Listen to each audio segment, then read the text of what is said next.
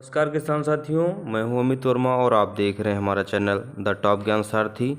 और आज हम लोग बात करने वाले हैं कि हमारे धान की जो फसल में जो गंधी बग कीट लगता है इसके विषय में। किसान साथियों, आप लोग सुबह सुबह जाते हैं खेत, देखते हैं कि हमारे खेत में जब खेत में बालियां निकल आती हैं उस समय कुछ बालियों में दाने ही नहीं होते हैं कि उन दानों में रस है जो कीड़े चूस लेते हैं, उससे नुकसान करते हैं। कुछ किसान इस चीज़ों को इग्नोर भी करते हैं, बट ऐसा नहीं करना चाहिए हमें। वही एक लास्ट कंडीशन है कि जब आप अपनी फसल में पूरी लागत दे चुके होते हैं, अब तो केवल कटाई का नंबर है फसल लेने का, उस समय भी कीट आपको नुकसान पहुंचा रहा है तो उससे बहुत सतर्क रहिए। ये रस चूसक कीड़े जो होते हैं इनका प्रकोप अधिकतर बाली निकलते के समय होता है।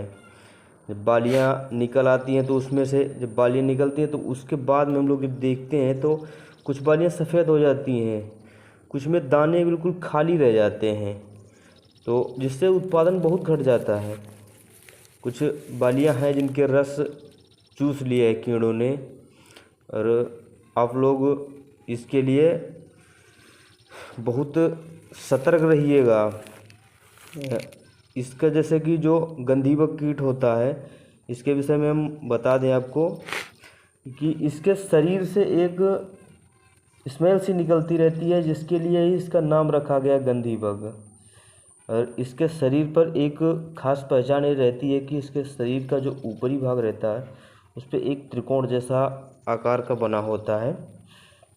इसका नाम होता है लेप्टोकोरिसा ओराटोरिया जी।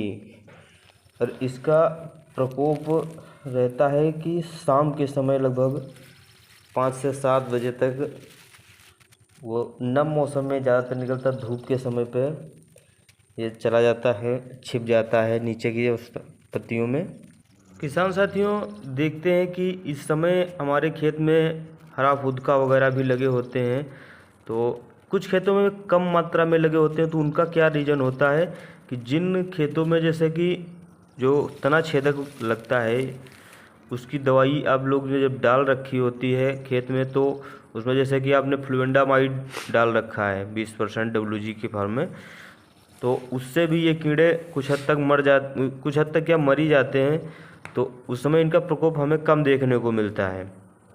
उसके बाद जैसे ये कीड़ा लग जाता है तब हमें क्या करना होता है, या तो एस्टामाप्रिड 20% जो 20 ग्राम पर लीटर 20 ग्राम पर टंकी के हिसाब से हम लोग छिड़काव करते हैं तो ये कीड़े ख़त्म हो जाते हैं। अच्छा, इसमें के लिए आप लोग जो रासायनिक नियंत्रण की विधि में डालते हैं दवाइयाँ, तो उसमें थाइमिथाक्साम डाल सकते हैं, एसिटामाप्रिड डाल सकते हैं।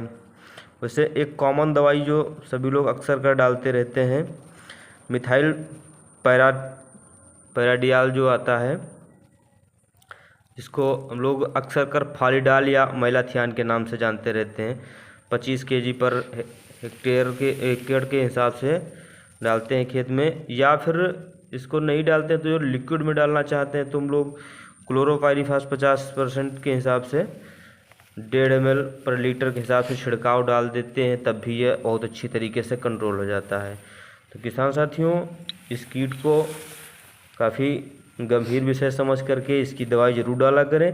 जो सिस्टमेटिक दवाइयाँ हैं इनको आप गाला निकलने के टाइम छिड़क रखा करें, तो ये आगे चल के नहीं आती हैं। कैसी लगी जानकारी किसान साथियों ज़रूर बताएं, और हमारे चैनल को लाइक और सब्सक्राइब जरूर करें।